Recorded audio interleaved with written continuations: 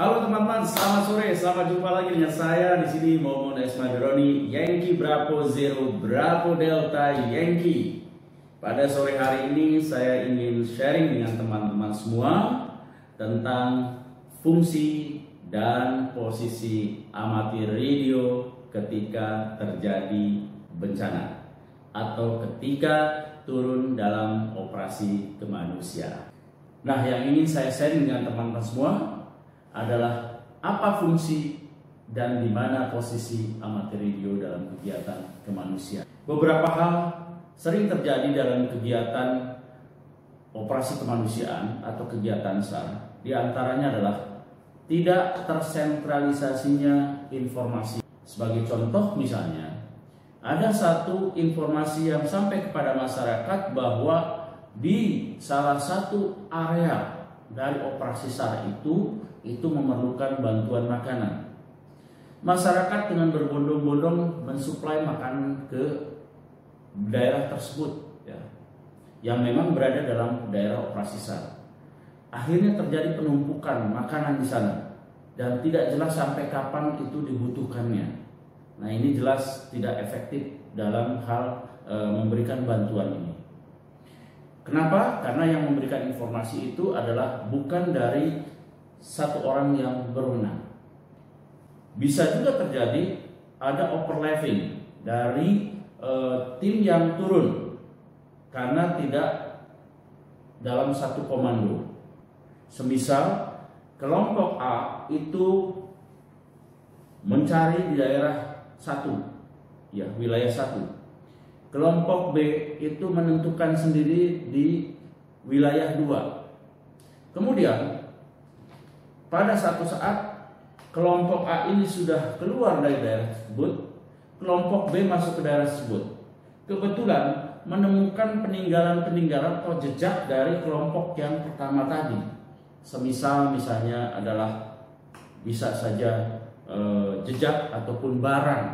Nah, oleh kelompok B yang mencari, bisa dianggap itu adalah barang-barang daripada korban atau survivor.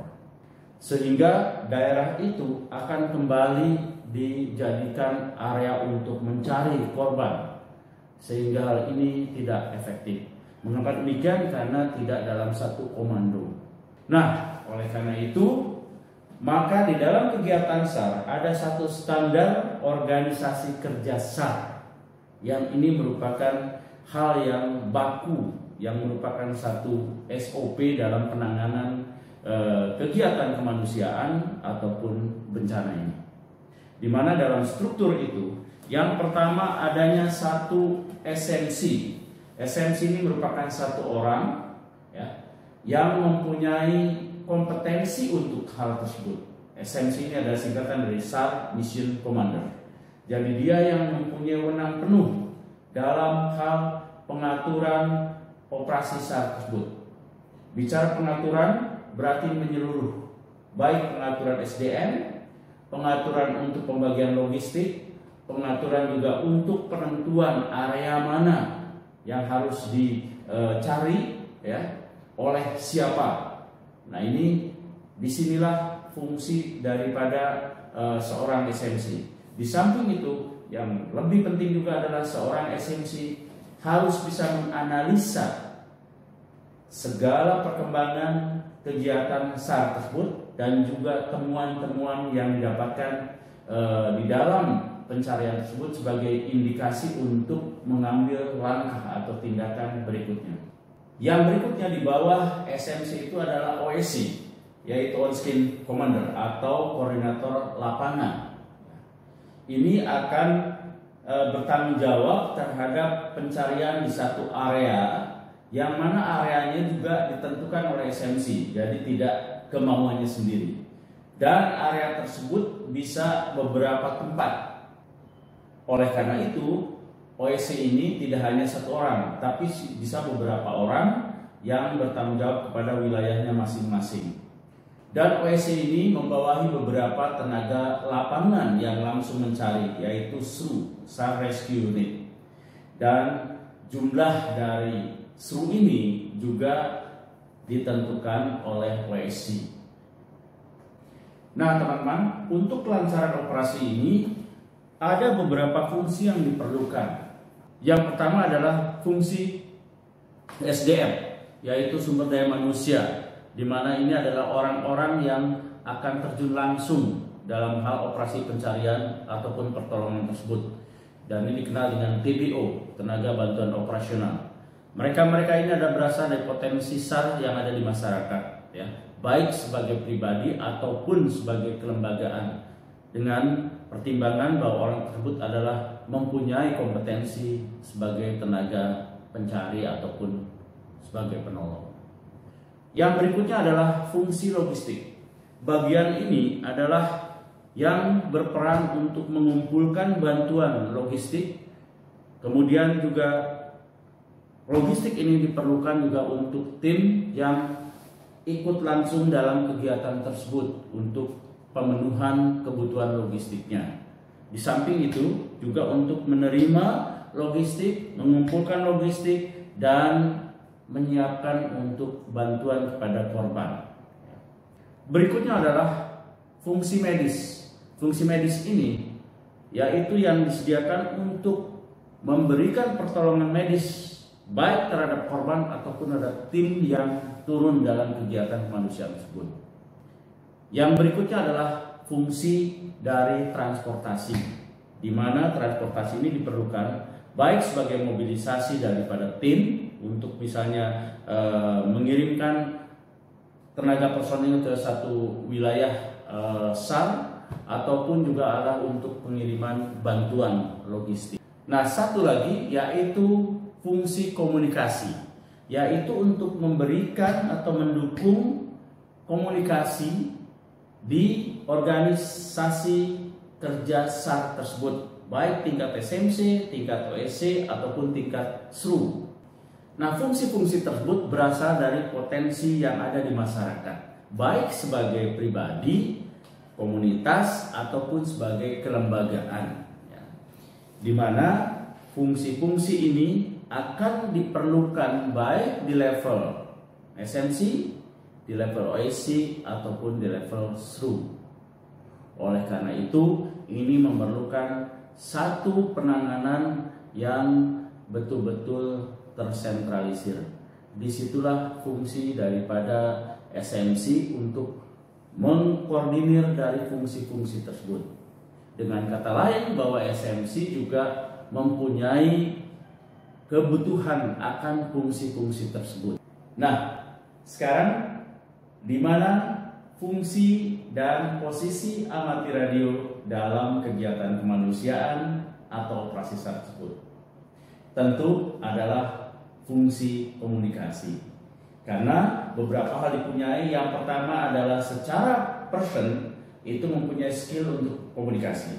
Yang kedua mempunyai peralatan untuk komunikasi.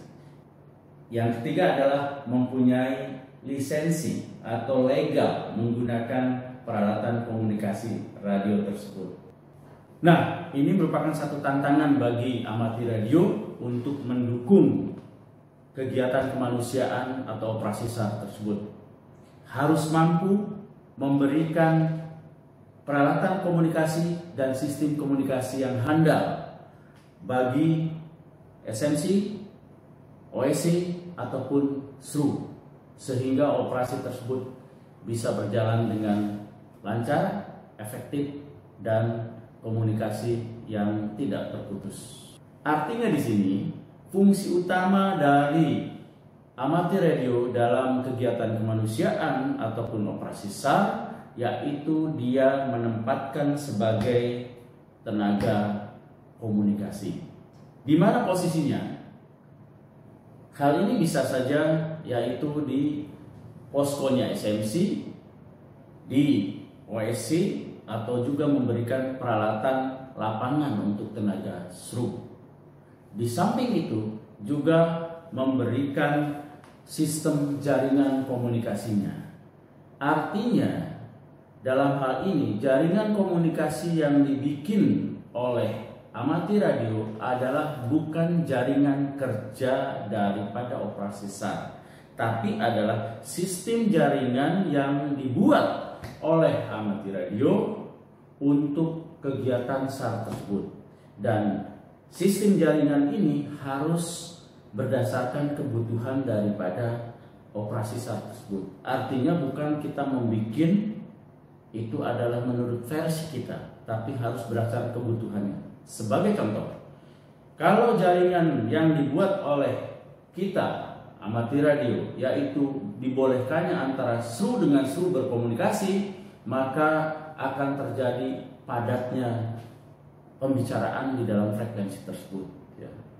Nah, disinilah fungsi daripada rekan amati radio untuk memberikan sistem jaringan komunikasi yang efektif.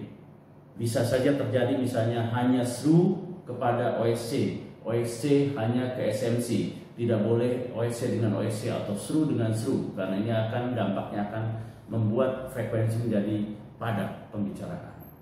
Atau membuat misalnya untuk OSC tertentu itu ada di frekuensi yang lain. Di samping itu juga berdasarkan pengalaman dari amati radio, mungkin bisa memberikan di posko SMC itu ada perlengkapan radio untuk berkomunikasi jarak jauh, karena diperlukan untuk koordinasi dengan pihak pemerintah misalnya. Namun mungkin untuk tingkat OSC cukup dengan VHF atau Very High Frequency, karena untuk koordinasi dengan SRU. Nah, disinilah tertantang juga bagaimana seorang amati radio untuk mendukung OSC yang biasanya ditempatkan di tempat-tempat yang minim fasilitas untuk mendirikan stasiun yang handal dan juga efektif. Oke teman-teman, dari sharing ini bisa diambil satu pelajaran bahwa fungsi daripada amati radio yaitu sebagai pendukung atau memprovide komunikasi dengan jaringannya. Dalam hal memberikan ini tidak hanya saja adalah peralatannya, tetapi juga adalah sistem jaringannya, dan satu lagi adalah memberikan legalnya, dukungan legalnya. Semisal adalah SRU itu tidak mempunyai call sign, sedangkan dia membutuhkan untuk komunikasi, maka bisa dengan memberikan call sign sementara atau call sign emergency dengan Zulu misalnya. Berikutnya adalah posisi daripada amati radio dalam kegiatan kemanusiaan atau operasi SAR itu berada di bawah kendali daripada SMC. Artinya amati radio ketika ada kegiatan kemanusiaan atau SAR, maka tidak bisa berdiri sendiri, mendirikan posko sendiri, menentukan area pencarian sendiri, kemudian mendistribusikan bantuan-bantuan secara sendiri, tetapi tetap harus berdasarkan komando dari SMC. Jadi ini yang sering simpang siur, bahwa ketika ada kegiatan seolah-olah kita adalah SMC-nya ada, OSC-nya ada, juga SRU-nya ada. Pertanyaannya adalah bagaimana sekarang kalau seorang amati radio itu untuk turun langsung di lapangan? Tetap dia harus berada di bawah koordinasi daripada SMC. Tentu ketika di lapangan ada berada di bawah kendali atau komando OSC. Nah, hanya di sini tentu harus mempertimbangkan bahwa orang yang turun ke lapangan, dia sebagai tenaga pencari dan penolong, maka dia harus punya kompetensi sebagai tenaga SAR tersebut. Jangan sampai kita berniat membantu, menolong, mencari, namun kita menjadi orang yang dicari, orang yang harus ditolong karena kita mengalami tersesat dan sebagainya. Baik teman-teman, itu sharing saya mengenai fungsi dan posisi amati radio dalam kegiatan kemanusiaan atau operasi SAR.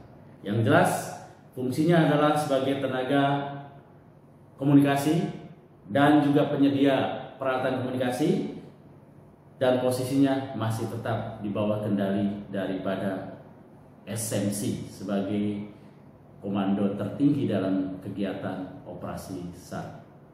Oke, ikuti terus dengan saya di sini Momon Espadroni, Yankee Bravo Zero Bravo Delta Yankee. Sampai jumpa lagi, bye bye.